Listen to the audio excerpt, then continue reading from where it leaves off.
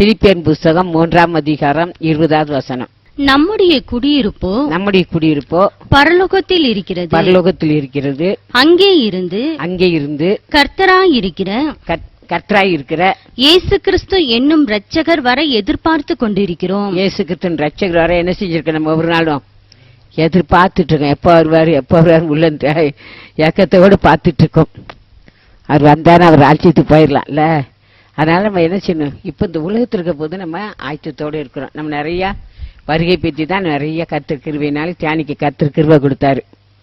இப்போ நம்ம வர்றதுக்காக நம்ம ஒவ்வொரு நாளும் ஆயத்தமா இருக்கு. ஏன்னா நம்ம மேல தேவன் வைத்த அன்புனால இந்த உலகத்துல இருந்து நம்ம பிரித்தெடுக்கப்பட்ட வாழ்க்கை வாழ்ந்து பரலோகத்துக்கு போகணும். இந்த உலகம் நமக்கு சொந்தம் இல்லை இல்லையா? உலகத்துல எல்லாம் வாழ்ந்தாலும் ஒண்ணுமே இல்லை.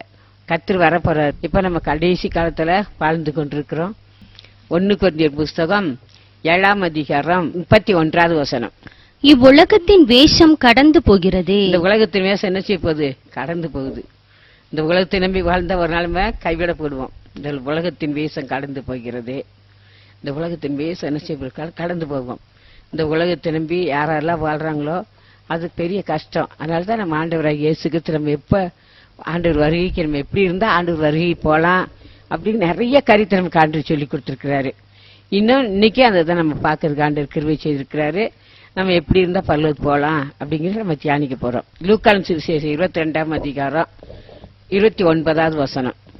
ஆகையால் என் பிதா எனக்கு ஒரு ராஜ்யத்தை ஏற்படுத்தினது போல, ஆண்டவராகிய இயேசு கிறிஸ்து சொல்கிறார், என் பிதா எனக்கு ஒரு ராஜ்யத்தை ஏற்படுத்தினது போல நானும் உங்களுக்கு ஏற்படுத்துகிறேன். நான் உங்களுக்கு ராஜ்யத்தை உங்களுக்கு ஏற்படுத்துகிறேன். அப்ப நமக்கு ராஜ்யத்தை கர்த்தர் ஆண்டவராகிய இயேசு கிறிஸ்து ஏற்படுத்தி இருக்கிறார்.